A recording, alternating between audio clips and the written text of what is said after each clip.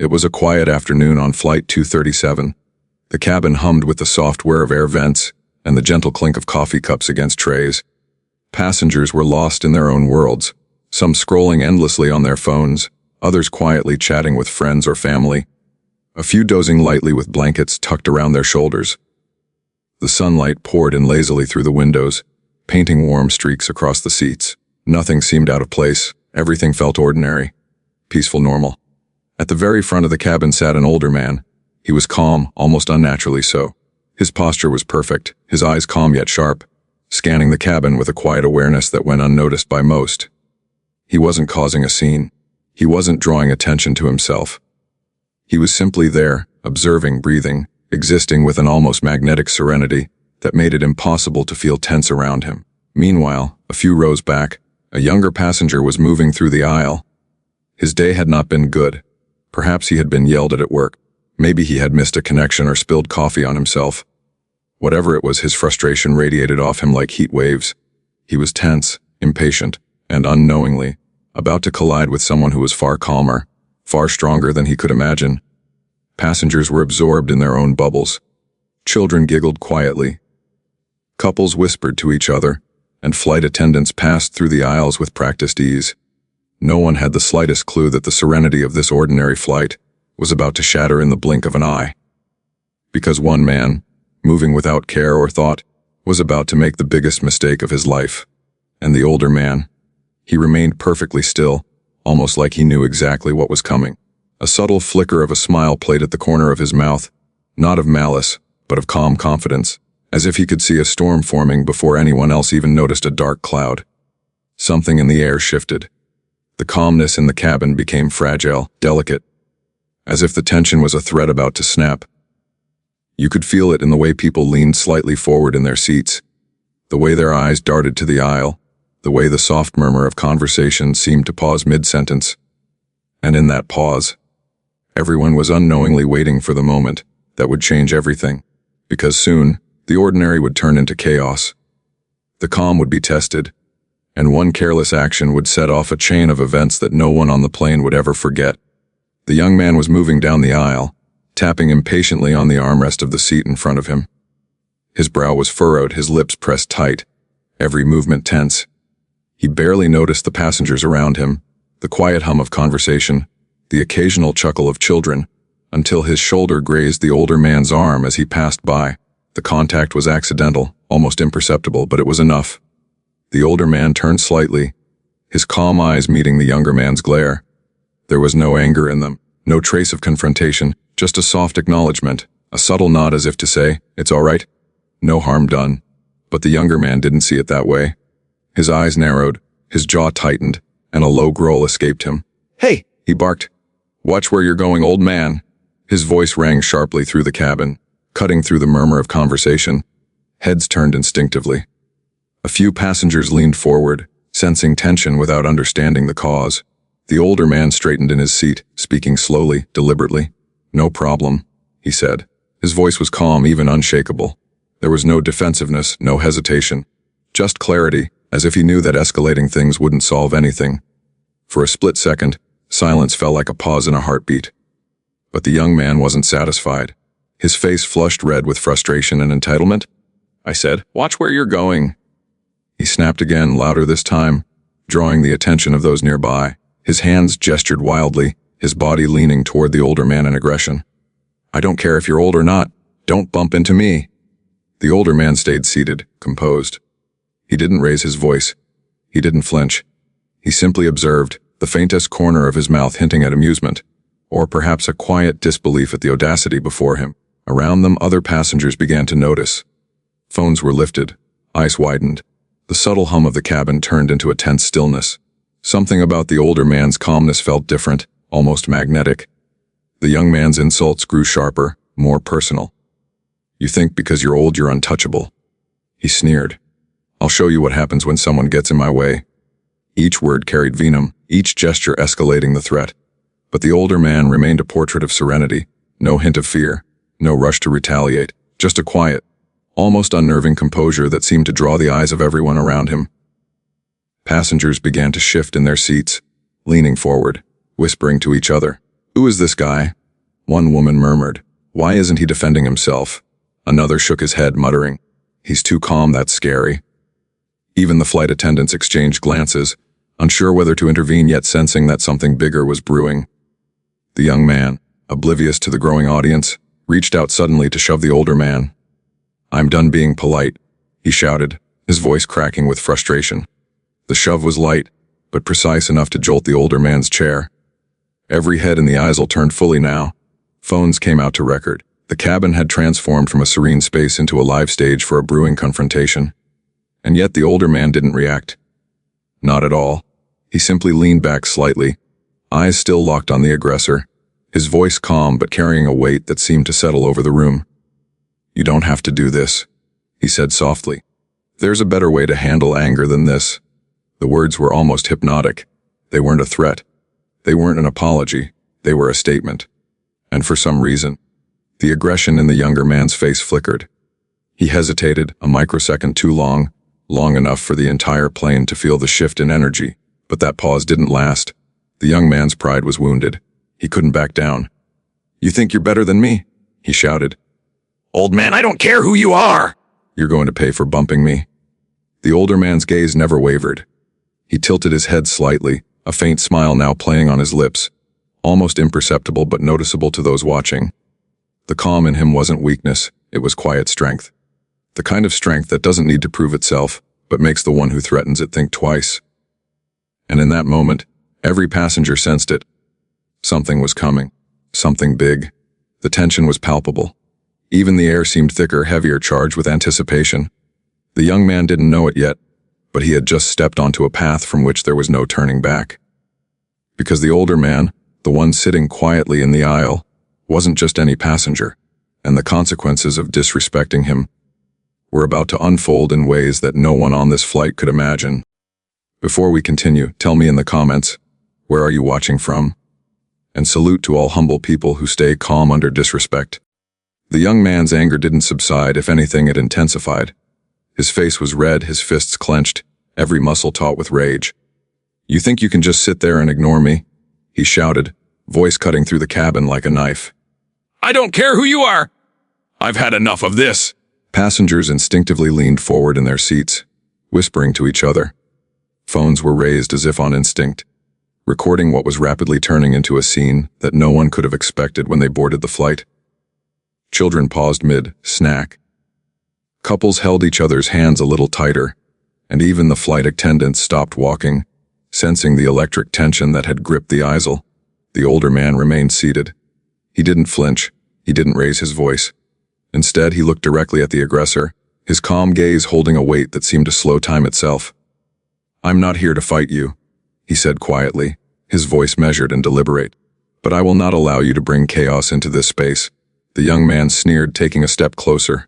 "Chaos? I'm just showing you what happens when someone disrespects me," he shouted, pointing a finger aggressively at the older man. "Do you even know who you're messing with?" The older man's eyes narrowed slightly, not in fear, not in aggression, but in calm calculation. There was something about him that made the entire aisle feel smaller, as if the air itself had thickened around him. Something about his composure drew the attention of everyone on the flight. Whispers spread like wildfire. "Who is that man? Why isn't he fighting back? There's something different about him." The young man's voice grew louder, shriller, more desperate. He began hurling insults, personal attacks, and petty provocations, trying to break the older man's calm. "Old man, you think you're untouchable? You think sitting there quietly will save you?" he yelled.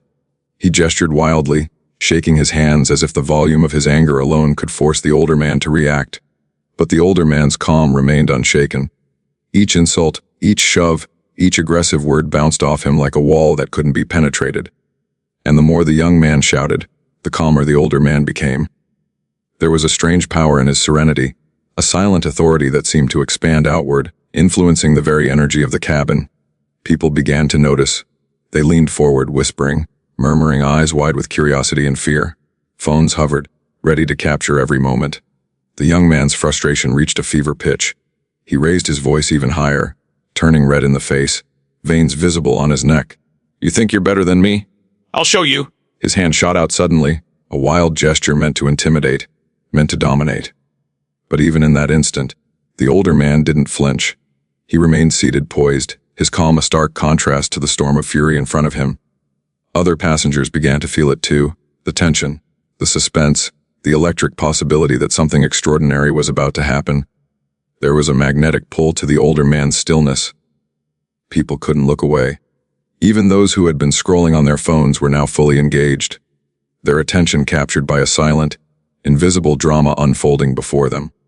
And then a subtle shift occurred. The older man's gaze hardened just slightly, not with anger, but with warning. "You don't know what you're stepping into," he said softly, almost inaudibly, yet somehow everyone in the aisle felt the weight of the words. They weren't a threat, they were a signal. Something was coming, something the young man couldn't see yet.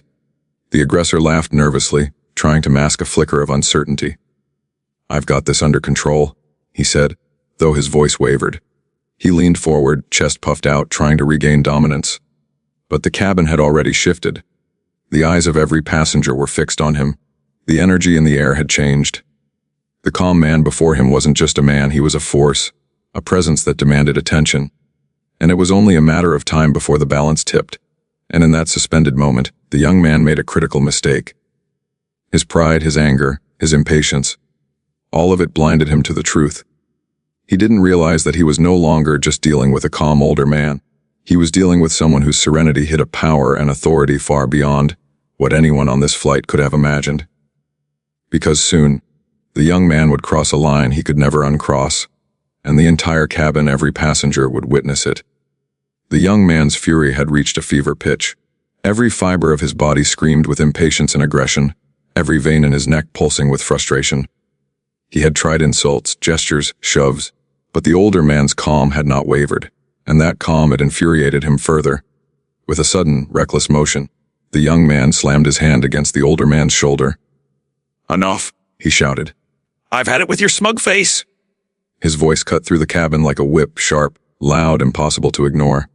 Passengers froze in their seats, conversations halted mid-word, coffee cups teetered dangerously on trays.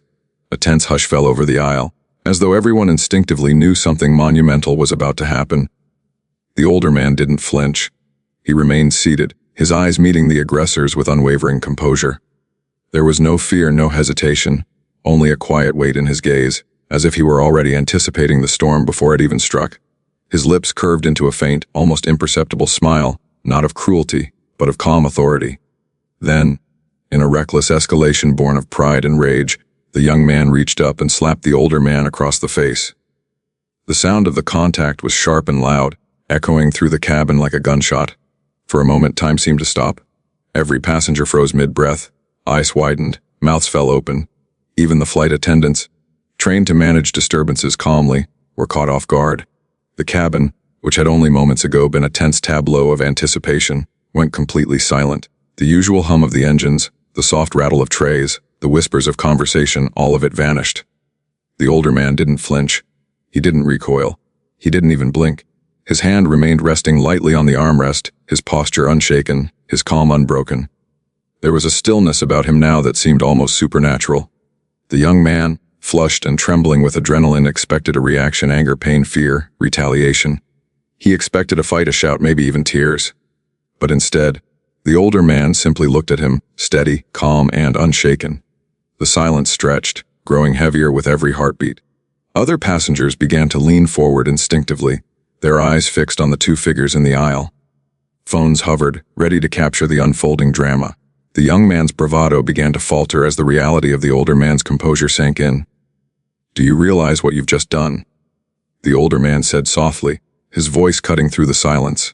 Not a shout, not a threat, just words.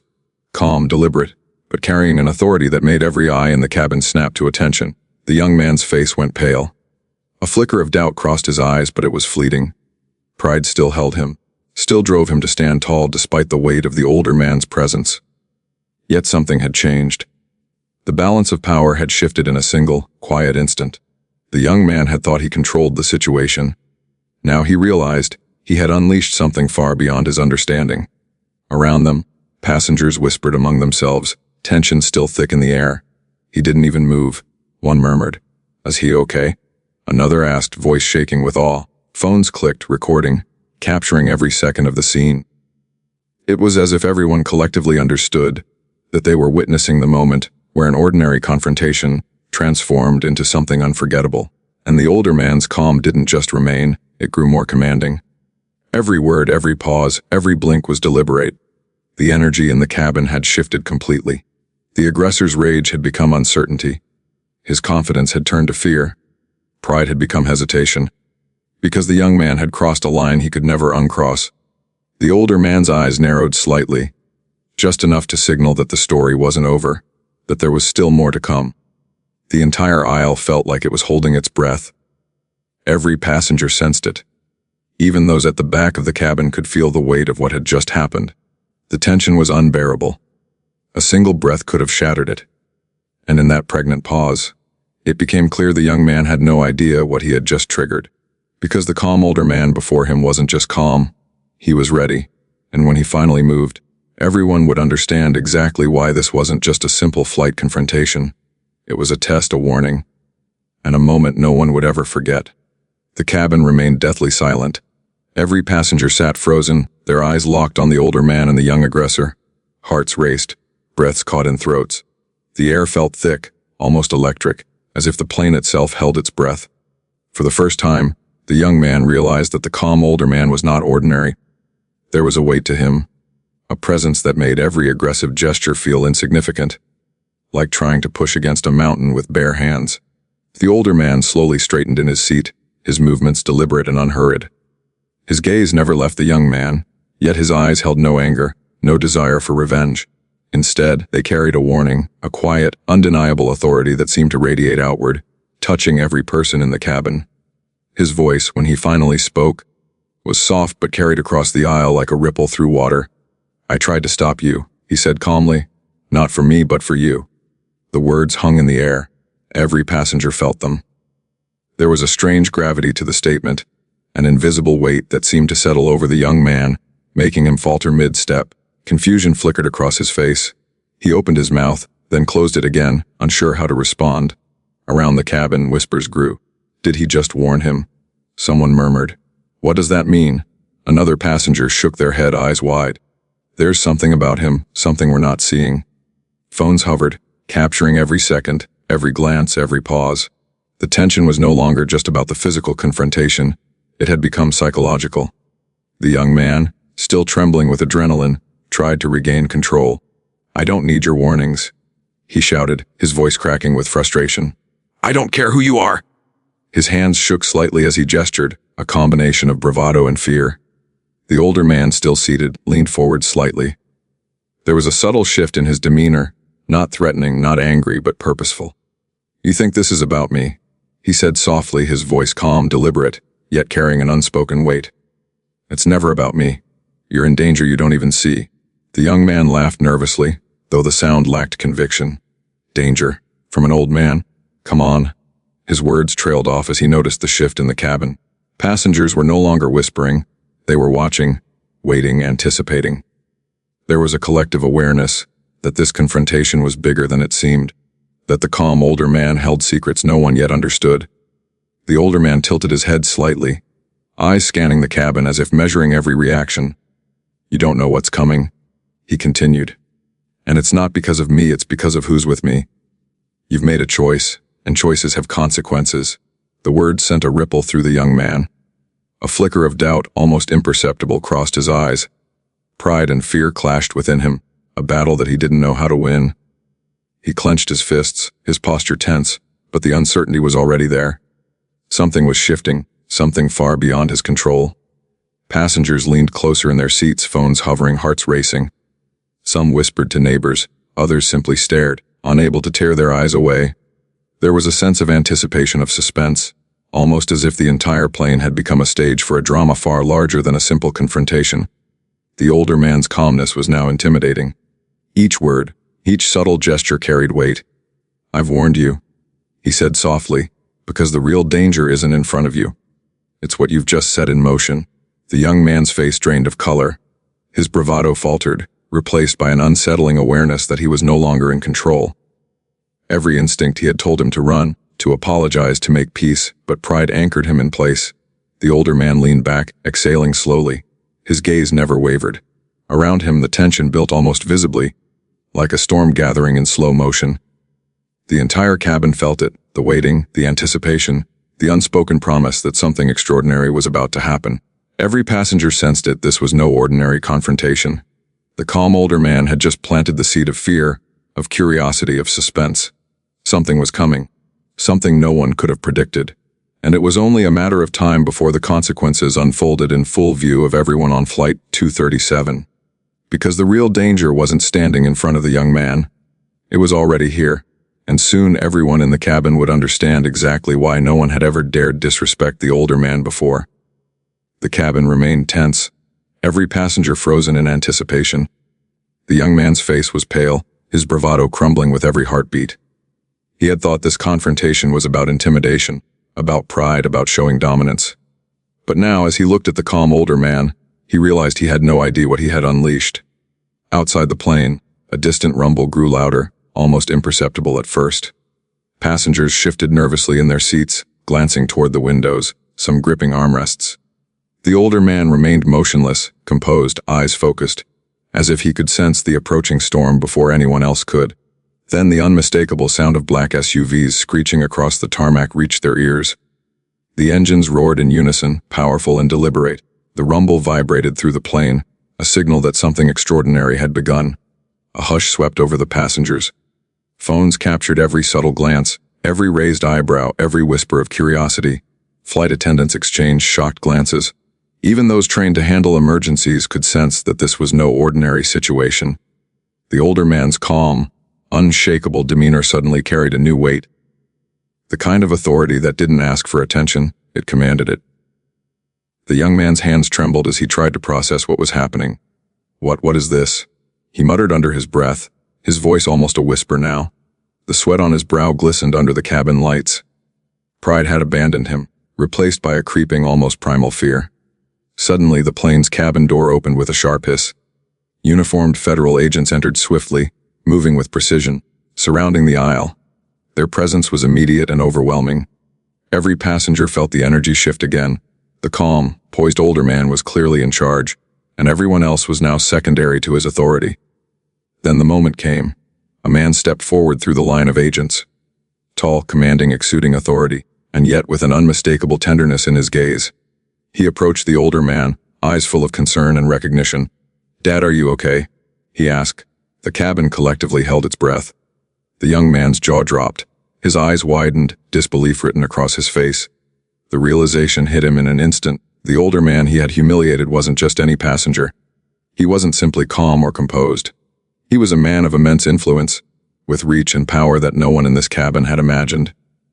Passengers whispered among themselves, phones still recording. "That's the Chief of Homeland Security." One murmured, "No way, he's his dad." Another exclaimed. The older man nodded, a faint smile touching his lips. "I'm fine," he said softly, calm yet undeniably commanding. "Thank you." The young man stumbled backward, every instinct screaming at him to apologize, to retreat, to vanish. But it was too late. The weight of his actions, the consequences he had triggered, pressed down on him. The humiliation he had thought to inflict was now entirely his own. Federal agents subtly positioned themselves around the cabin, ensuring no further escalation. Their presence was quiet but absolute. The young man's bravado had completely vanished. The air was heavy with the realization that a single, careless mistake had placed him directly in the path of someone far more powerful than he could ever comprehend. The older man's calmness had never been about passivity. It had been deliberate, measured, a silent warning. And now, with the arrival of his son and the agents, it was clear the confrontation had ended not with violence, but with authority, control, and undeniable power. Passengers, many still recording, whispered excitedly, their fear mixing with awe. The young man's humiliation was complete. He had learned, in mere moments, that respect could not be commanded through aggression, that appearances could be deceiving, and that some calm forces were more powerful than any storm of rage. The Chief of Homeland Security, standing beside his father, nodded to the agents, then looked around the cabin. "Please, remain seated," he said, calm but authoritative. "Everything is under control now." The older man, finally allowing a deep, relaxed breath, looked directly at the young man one last time. There was no vengeance in his eyes, only quiet resolve. Respect, he said softly, almost for everyone in the cabin to hear, should never depend on who someone is. It should be given because they're human. The young man swallowed hard, unable to meet the gaze of the older man or his son. Every passenger felt the weight of that statement. Phones captured it, hearts absorbed it, and the atmosphere shifted from fear to awe. For the first time in the flight, a sense of normalcy slowly returned. But now it was different. The passengers understood they had witnessed something extraordinary. They had witnessed restraint, authority, and justice delivered not through anger, but through calm and calculated action. And for the young man, that lesson would never be forgotten. Because the older man had just proven one undeniable truth. Crossing the line with the wrong person doesn't just bring consequences, it brings a reckoning. The cabin remained silent for several moments after the older man's words hung in the air. Passengers blinked, processing everything they had just witnessed. Hearts were still racing, adrenaline slowly subsiding, but a sense of awe lingered. What had started as a heated, chaotic confrontation had transformed into a lesson far greater than anyone on Flight 237 could have anticipated. The young man, still pale and shaken, sank into his seat. Pride had fled, replaced with a mixture of fear, shame, and a dawning realization. He now understood that aggression was not strength, that intimidation was never true power, and that underestimating someone based on age, appearance, or calmness could have consequences far beyond what he could imagine. The older man, seated calmly, finally allowed a small, genuine smile to touch his lips. He looked around the cabin, meeting the eyes of passengers who had recorded the entire confrontation. There was no arrogance in his gaze, only quiet dignity. He didn't gloat. He didn't need to. The lesson had already been delivered, loud and clear, to everyone who had witnessed it. Respect, he said softly, his voice calm but carrying across the aisle, should never depend on who someone is. It should be given because they're human. The words sank in slowly, as if each passenger felt them personally. Parents glanced at their children, silently teaching them the importance of humility. Couples held hands, reflecting on moments in their own lives when patience and calm could have prevented unnecessary conflict. Even strangers whispered to each other, nodding, as the weight of the statement settled over them. The young man looked up, his eyes meeting the older man's once again. This time there was no defiance, no aggression, just acknowledgement, a quiet, almost instinctive understanding that he had been humbled not through fear, but through dignity, control, and wisdom. The Chief of Homeland Security, standing behind his father, placed a reassuring hand on his shoulder. The tension between father and son had long been resolved through years of trust and understanding, but now it carried a public dimension. It showed the passengers that authority doesn't always arrive with force. It can arrive quietly, through presence, through guidance, and through moral clarity. The older man straightened, looking around at the passengers once more. Moments like these, he said, his voice steady, remind us that human decency matters more than ego, that restraint, calmness, and understanding are stronger than anger and aggression, that the way we treat each other defines us far more than any single act of confrontation ever could. Passengers nodded silently, some wiping tears from their eyes, others simply breathing in the weight of the moment. Even the young man seemed to shrink into himself, humbled and reflective. He had been given a rare chance to witness true strength, the kind that didn't need to assert itself through violence, but through presence, calm, and moral authority. The older man's gaze swept the cabin one last time. Forgive if you can, he said softly, not because someone deserves it, but because holding anger only chains you to a moment you don't want to remember. Learn, reflect, and treat others with the respect that every human being deserves. There was no drama in his movements, no grand gestures, just a calm, enduring dignity that left a mark on everyone who witnessed it. The cabin slowly exhaled, the tension evaporating like mist in sunlight, replaced with clarity and a sense of moral resolution. The young man, finally able to speak, muttered, almost under his breath, I understand now." A ripple of approval passed through the passengers. Phones lowered, eyes met. Nods of quiet agreement circulated like invisible waves. Everyone had learned something, perhaps about courage, perhaps about restraint, perhaps about the power of calm in a world obsessed with noise and aggression. And then the older man, now fully relaxed, leaned back slightly and looked directly into the camera lens of a passenger who had captured the moment. "Remember this," he said softly, but with unmistakable authority. "Respect is not earned through fear or intimidation. Respect is a gift we give because every life matters. Every person matters. The cabin erupted not with noise, but with energy, with understanding, with the kind of silent affirmation that comes when a lesson is truly absorbed. People began whispering, "Thank you," small smiles spreading, a shared sense that they had witnessed something extraordinary that would stay with them for the rest of their lives. And as the plane continued its journey, calm now restored, every passenger carried the quiet reminder that had been delivered in those tense moments. Strength is measured not by the force of your actions, but by the restraint in your hands. Power is shown not in intimidation, but in dignity. Respect is given not because someone demands it, but because every human life is worthy. The older man looked at the young aggressor one last time.